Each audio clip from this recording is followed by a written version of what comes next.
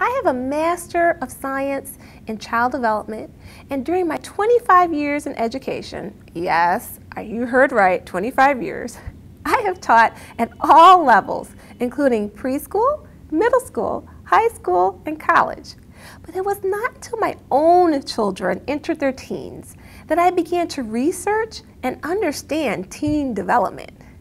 So I wanted to share some of my key ideas about teen development that helped me to be a better parent, and facts I wish I had known when I was teaching.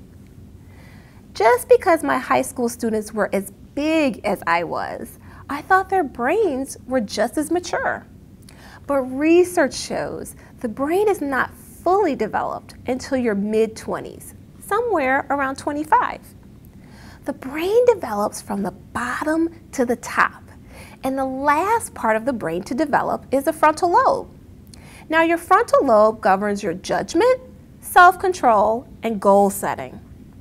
But for teenagers aged 13 and 19, these areas of the brain are still under construction. For example, myelin is a fatty substance that coats the axons of neurons. It is kind of like an insulation that wraps itself around the axon and helps messages in the brain travel quickly. But the final part of the brain to be myelinated is the frontal lobe. So the unmyelinated areas of the teen brain are working, but not at their optimal level. So when my teens struggle with impulse control and decision making, I found some relief when I understood that their current behavior was first of all normal and not necessarily a representation of the types of decisions they will make as they mature in the future. Russell Barkley, a professor of psychiatry and neurology at the University of Massachusetts Medical School, and many of his colleagues theorized that most people don't become fully self-aware until their early 30s. So before you yell at your teen for putting things off until the last minute, research shows their brains made them do it.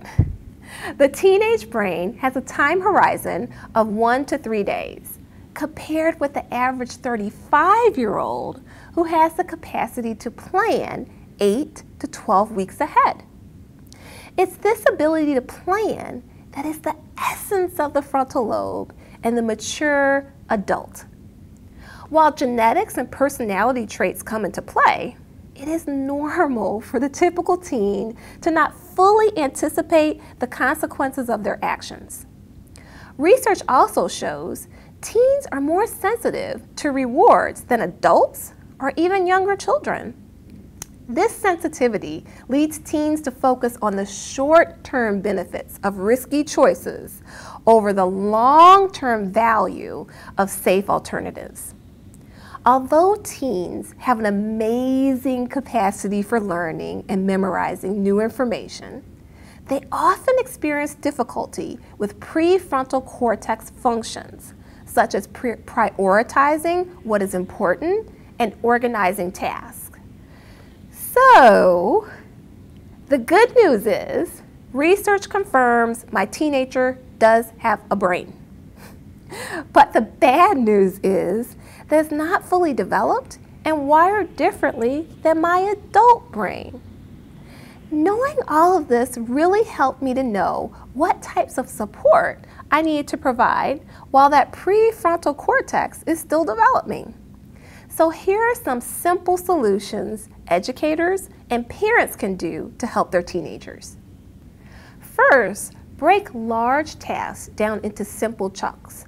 For example, as a language arts teacher or college instructor, I can't just assign a 5-page paper and just expect for it to be done in 2 weeks. Instead, that paper should be broken into small, manageable assignments as not to overwhelm my students or their brains. When I say students, I mean middle school, high school, and college students who are still teenagers. Don't forget, for many college students, their brains are not fully developed until after college. Help teens to create systems to manage their time, organize their tasks, and identify priorities. Encourage teens to use calendars and planners to organize homework and assignment schedules. Set up times for your children to watch TV, play video games, and send text messages. Create limits. Encourage them to use their cell phones to remind them of upcoming tests and assignments.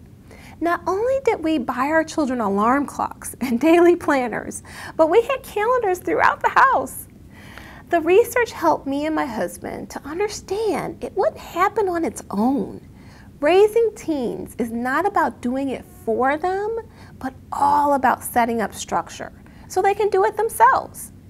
Parents and teachers are in charge of setting up the environment and setting expectations. I have to admit, it took time, but now at 15, 16, and 19, my teens can do it on their own. The hardest time for our kids was middle school. I used to wake up in a cold sweat and have nightmares about my children's missing assignments. So I used a simple accordion folder like this one to help my children and children I work with professionally to organize their assignments. This way, their assignments were in one place. It works from the back to the front. In the last pocket, there's everything that needs to be turned in that day. It should be empty by the end of the day. The middle holds everything they need for their classes according to their daily schedule. And the front folder holds any assignments they need to take home. In middle and high school, there are just so many teachers and too many systems. Schools are often overwhelming children when each teacher has a different system for organizing work or, for example, what to do when you're absent. So I advise middle and high school schools that I work with to create a consistent system, either for the whole school or even the whole department. This is the kind of structure that teens need. For more ideas, listen to Angela Searcy's Simple Solutions show every Saturday at 11 a.m. Central Standard Time on globalnewsforum.com. I enjoy working with schools and parents, so feel free to contact me at acearcya@aol.com.